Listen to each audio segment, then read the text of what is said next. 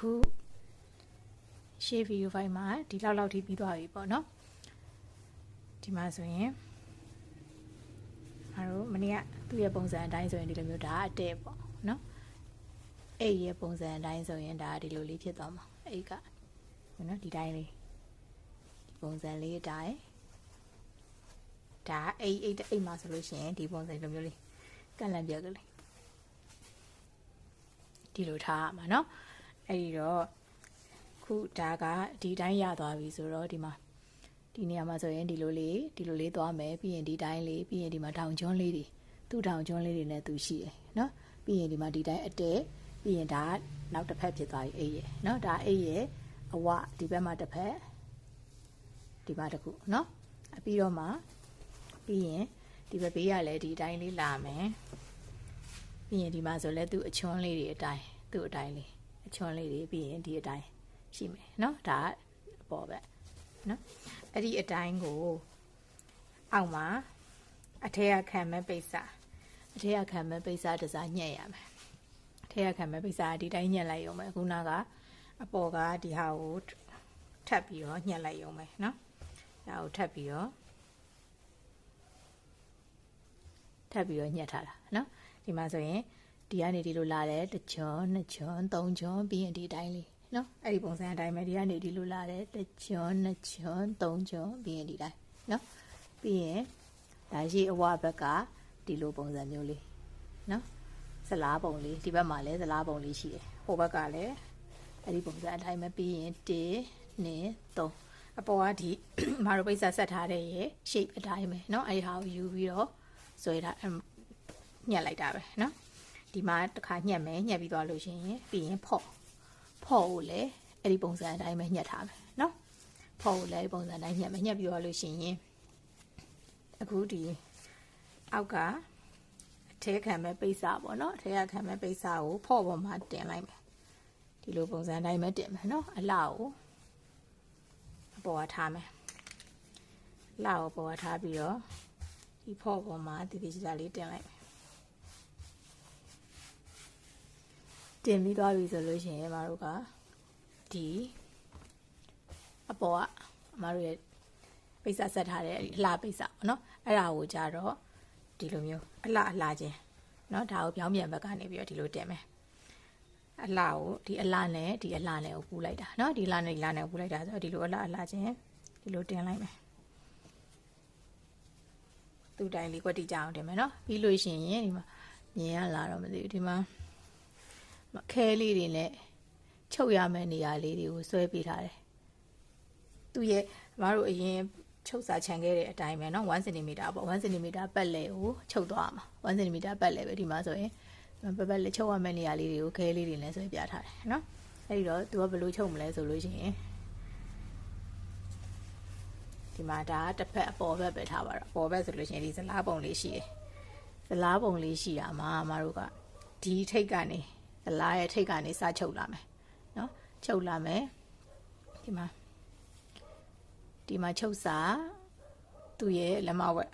ဒီဘက်ကချုပ်ရိုးနဲ့လည်းတန်တန်လေးဖြစ်ရမယ်เนาะတန်တန်လေးဖြစ်ရမယ်လက်မဝက်မဟုတ်ပါဘူး1 cm ထားတာ1 cm ကိုဒီဘက်ချုပ်ရိုးနဲ့တန်တန်လေးချုပ်လာမယ်ချုပ်လာပြီးဒီချုပ်ရိုးကိုရောက်လို့ရှိရင်အထောက်ပြီးတော့ဒီဘက်ကိုလှည့်မယ်နော်ဒီဟာလည်းအဲ့လိုပဲ1 cm ဒီတိုင်းဆွဲမယ်ပြီးရင်ဒီဘက်ကချုပ်ရိုးတွေအကုန်လုံးစုံတဲ့နေရာလေးကိုရောက်သွားမယ်ဆိုရင်အချုပ်ဆက်ဆိုလည်းအထောက်ပြီးတော့လှည့်မယ်နော်လက်ချုပ်ကတော့နည်းနည်းထိန်းလို့ရတယ်အချုပ်ဆက်ကြရင်ဒီစုံတဲ့နေရာလေးထိရအောင်လာပြီးတော့မှအထောက်ပြီးတော့ဒီဘက်ကိုလှည့်ပြီးလို့ရှိရင်ဒီအတိုင်းဆက်ချုပ်လာမယ်ပြီးလို့ရှိရင်ဒီ V ပုံဆိုလည်းဒီနားမှာဆိုလည်းအတိုင်းပဲဒီကနေဒီလိုလာမယ်ဒီအားလုံးစုံတဲ့နေရာเนาะဒီဘက်ကချုပ်ရိုးနဲ့လည်းစုံတဲ့နေရာဒီဘက်ကချုပ်ရိုးနဲ့လည်းစုံတဲ့နေရာအဲ့ဒီရောက်တော့မှအကိုထောင်းမယ်ဒီဘက်ကိုလှည့်မယ်ပြီးရင်ဒီအတိုင်းချုပ်လာမယ်ဒီမှာလည်းအဲ့တိုင်းပဲဒီဘက်ကချုပ်ရိုးနဲ့စုံတဲ့နေရာရှိတယ်စုံတဲ့နေရာရောက်တော့မှအကိုထောင်းမယ်ဒီဘက်ကိုလှည့်မယ်အဲ့ V ပုံစံအချွန်းလေးတွေကိုသတိထားပြီးချုပ်မယ်เนาะဒီစုံတဲ့နေရာဒီရအောင်လာမယ်လာပြီးတော့မှအထောက်ပြီးတော့ဒီဘက်ကိုလှည့်မယ်เนาะပြီးလို့ရှိရင်ဒီဘက်ကိုဆက်ချုပ်လာမယ်ဒါတွေကဒီအတိုင်းပဲเนาะဒီ V ပုံစံထောင်ချိုးလေးအတိုင်းပဲချုပ်ပြီးလို့ရှိရင်အခုနကတော့မတို့စခဲ့တဲ့နေရာဒီနားကိုမရောက်ခင်ဒီဘက်တစ်ခုဒီဘက်တစ်ဖက်လဲကြတော့မတို့ကဒီနေရာလေးမှာစချုပ်ခဲ့တဲ့နေရာရောက်ခါနေเนาะရောက်ခါနေဒီမှာနှစ်ပြားဆက်ထားတဲ့နေရာလေးရောက်လို့ရှိရင်အဲ့နေရာလေးကိုအပေါက်ခြံခဲ့မယ် ဒီနားလေးဒီဘက်တစ်ခါချုပ်မယ်ပြီးရင်ဒီကနေဒီနားလေးဒီဘက်တစ်ခါချုပ်မယ်နော်ပေါက်ချန်ခဲ့မယ်နော်ဒီတော့ခုနပြောသလိုမျိုးဖော်ရယ်ပိတ်စာကဒီလိုမျိုးပိတ်စာနှစ်ခုကိုကြတော့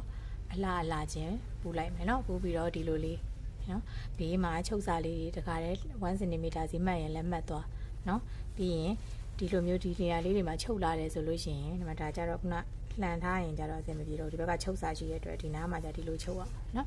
ဒီကနေပြီးတော့တက်လာလိုက်ပြီးတော့ဒီမှာအားလုံး၄ချောင်းလုံးစုံတဲ့နေရာရှိရယ်နော်စုံတဲ့နေရာမှာအထောက်မယ်ပြီးရင်လှည့်မယ်ထောင်ကျွန်းရအောင်အထောက်မယ်လှည့်မယ်နော်အဲ့လိုမျိုးပုံစံနဲ့ချုပ်သွားမယ်ဒီမှာစုံတဲ့နေရာအစုံလေးတွေရှိတယ်အဲ့ဒီနေရာလေးတွေထိအောင်ရောက်အောင်သွားပြီးတော့မှအထောက်ပြီးတော့လှည့်မယ်နော်ဒီဘက်မှာဆိုလည်းအဲ့တိုင်းပဲဒါချုပ်တာဘာမှမခက်ဘူးဒီနားမှာအထောက်မယ်လှည့်မယ်နော်ထောက်လျှောက်ချုပ်မယ်ပြီးလို့ရှိရင်မတို့အခုဒီမှာသူကခောက်လိုက်တယ်ဆိုလို့ရှိရင်ပုံကဒီလိုမျိုးလေးဖြစ်နေမှာเนาะအဲ့လိုဖြစ်နေတဲ့နေရာရဲ့အခုမတို့စတာဒီကနေစချုပ်ခဲ့တာเนาะစချုပ်ခဲ့ပြီးတော့တပတ်လေလုံးအဲ့သူ့နေရာနဲ့သူ V ပုံစံဆိုလဲ V ပုံစံအချွန်နေရာဆိုလဲအချွန်အထောက်မယ်လဲမယ်เนาะဒီတိုင်းလာမယ်အထောက်မယ်ဒီဘက်ကိုလဲမယ်ပြီးလို့ရှိရင်ဒီတိုင်းနေဇက်တိုက်ချုပ်လာမယ်เนาะအားလုံးကိုဇက်တိုက်ချုပ်လာပြီးတော့အခုနောက်ခါဒီအပေါ်ဘက်စချုပ်ခဲ့တဲ့နေရာရောက်ခါနီးလေးမှာမတို့ကဒီနားအထိပဲချုပ်မယ်ဒီခလဲကောင်ကိုအပေါက်ချမ်းမယ်ဒီဘက်ကျရင်လည်းနည်းနည်းလေးပဲချုပ်မယ်เนาะ2 cm လောက်ပဲချုပ်မယ်ဒီဘက်ကိုလည်း2 cm လောက်ပဲချုပ်မယ်ခလဲကောင်းမှာပြောင်းပြန်လည်ရမှာဖြစ်တဲ့အတွက်အဲ့ဒီနေရာလေးကိုအပေါက်ချမ်းခဲ့မယ်ကျန်တဲ့နေရာတွေကအကုန်လုံးချုပ်မယ်နော်ကျန်တဲ့နေရာတွေကအကုန်လုံးချုပ်ရမှာပဲ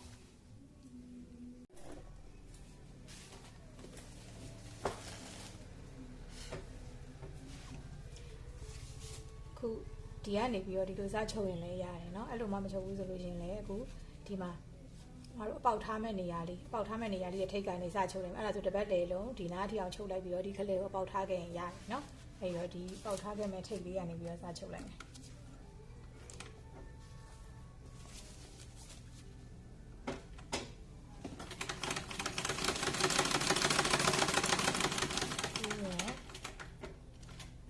ထောင်ကျိုးလှည့်မဲ့နေရာလေးရောက်ပြီဆို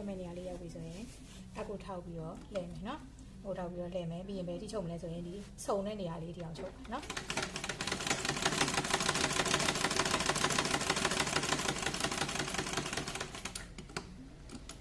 စုံတဲ့နေရာလေးဒီအောင်လာမယ်စုံတဲ့နေရာလေးထိုးဘက်နဲ့ဒီဘက်နဲ့စုံတဲ့နေရာလေးကိုရောက်ပြီလို့ရှိရင်အထောက်ပြီးတော့ပြန်လှည့်မယ်ပြန်လှည့်ပြီးရင်ငါတို့ဒါဒီဇလားပုံလေးနေရာလေးရောက်သွားပြီအပေါ်ဘက်နော်ဟုတ်ကဲ့ဒါလေးလည်းတဲ့တဲ့ချုပ်ဒါ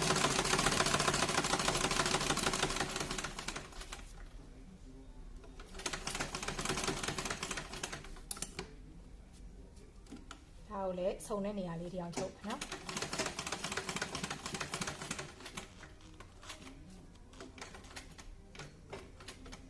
စုံတဲ့နေရာရမယ်အထောက်မယ်ပြန်လှည့်မယ်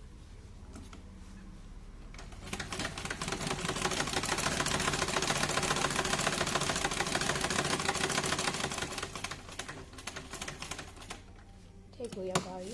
ခြားတစ်ဘက်ကိုတက်မယ်ဆိုအထောက်မယ်ဒါကじゃနှစ်ပြားဆက်ဖြစ်သွားတော့နှစ်ပြားစလုံးကိုချုပ်မယ်နော်ဟုတ်ပြီတော့တရားလေးတွေလည်းပြောပြပေးပါမယ်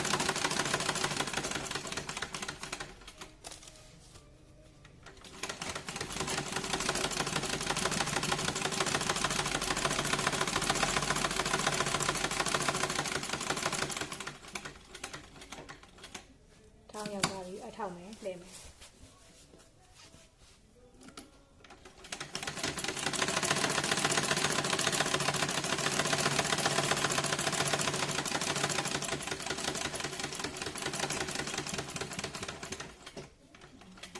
ပေါင်းလက္ခဏာလိုမျိုးဟိုဘက်နဲ့ဒီဘက်နဲ့နော်ဒီကြောင့်စုံတဲ့နေရာရောက်သွားပြီဆိုရင်အထောက်နဲ့ပြန်လှည့်မယ်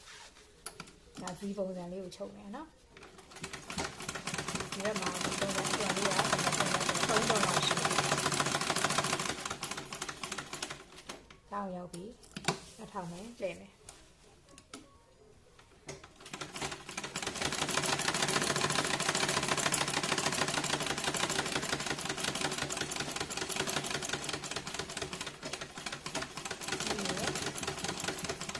ချုပ်ကြောင်းလေးတွေစုံတဲ့နေရာထိအောင်လာမယ်အထောက်မယ်ပြန်လှည့်မယ်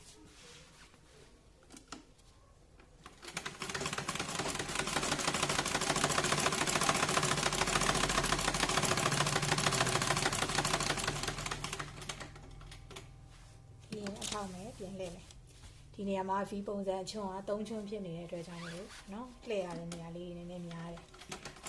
ဒါမှချုပ်ရတာမှမဟုတ်ဘူးနော်ဒီတိုင်းလေးသူ့ရဲ့အကြောင်းလေးအတိုင်းနဲ့လိုက်သွားရင်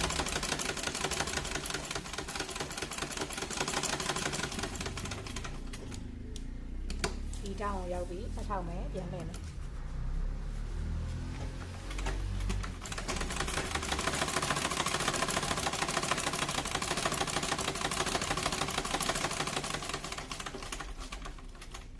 ကိုရမယ်ပြန်လှည့်မယ်အထောက်မယ်ပြီးရင်ဒီမှာဆိုနှစ်ပြားဆက်ကြတော့ဟိုဘက်ကအတိုင်းပဲเนาะထုတ်ချလိုက်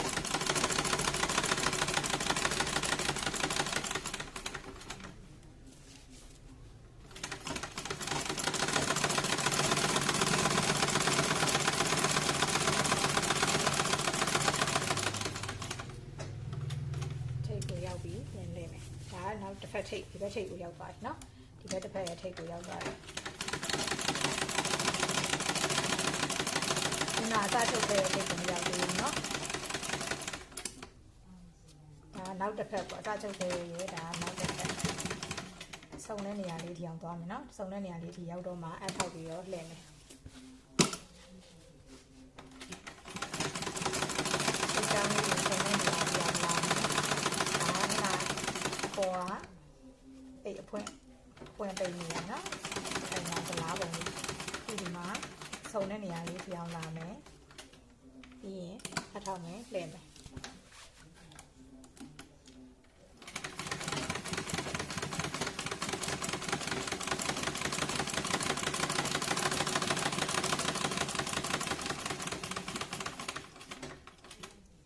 ပြီးရင်အထောက်မယ်ပြန်လှည့်မယ်ခုနနေရာကိုရောက်တော့မယ်နော်အဲတပတ်လေလုံး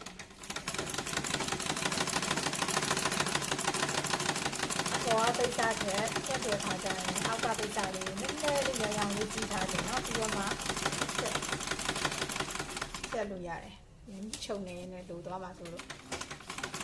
အောက်ကပိတ်စားချက်အောက်ကပေါ့နေအကျဉ်းခံတဲ့ပိတ်စားလေးကိုနည်းနည်းလေးကြီးထားခဲ့မယ်เนาะခုဒီမှာဆိုရင်လည်းအထောက်ပြီးဒီလိုပဲဆက်သုံးနေရပါစုံတဲ့နေရာထိအောင်စိတ်လေးကိုစုံတဲ့နေရာထိအောင်လာမယ်နော်လာပြီးတော့မှအထောက်နဲ့လှည့်မယ်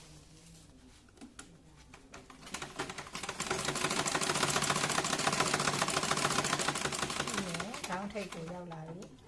ခေါင်းထိပ်ကိုရောက်လာရင်အထောက်နဲ့လှည့်မယ်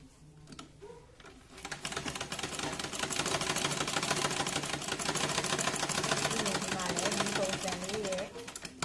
လေအချောင်းလေးနော်ချုပ်ရိုးဒီဘက်ဒီဘက်စုံနေပြီရိုးဒီစုံနေနေရာလေးရောက်လာပြီအထောက်ထားမယ်ပြန်လှည့်မယ်ချုပ်မယ်နေရာလှည့်ဖို့ကအပ်ကိုရထောက်ထားမယ်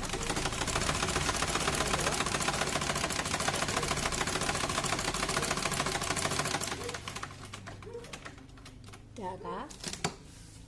ရှေ့ရတိုင်းမယ်နော်အထောက်လိုက်ပြန်လှည့်လိုက်ဒါဆိုရင်တော့နောက်ဆုံးနေရာလေးရောက်လာနော်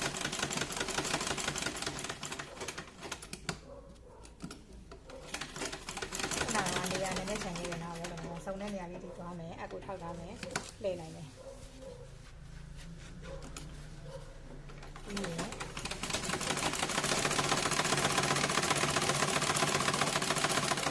ဆက်သွားမယ်ထောင်းဝင်ရောက်လာပြီအထောက်ထားမယ်လှည့်မယ်ဒီမှာကြာလို့ရှိရင်ခုနကတော့စချုပ်ခဲ့တာဒီနေရာလေးကနေပြီးတော့เนาะဒီကလေးကောင်ကမချုပ်ဘူးခြံထားမယ်အခုဟိုဘက်ကလည်းနည်းနည်းလေးပဲချုပ်လိုက်လေးပဲချုပ်ပြီးတော့ရှိတယ်လိုက်ဒါဆိုရင်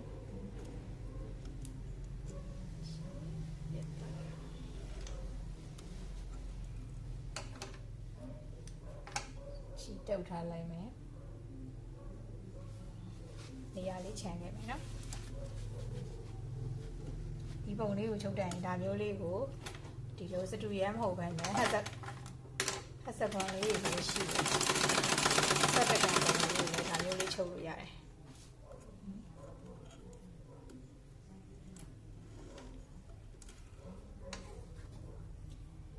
ဒါ ဆိုရင်ဒီနားလေးကိုရောက်သွားတယ်နော်ဒီမှာဒီနေရာလေးမှာပေါက်ချန်ခဲ့တဲ့နေရာလေးနော်ပေါက်ချန်ခဲ့တဲ့နေရာလေးပဲကျန်တော့တယ်ကျန်တာရသွားပြီနော်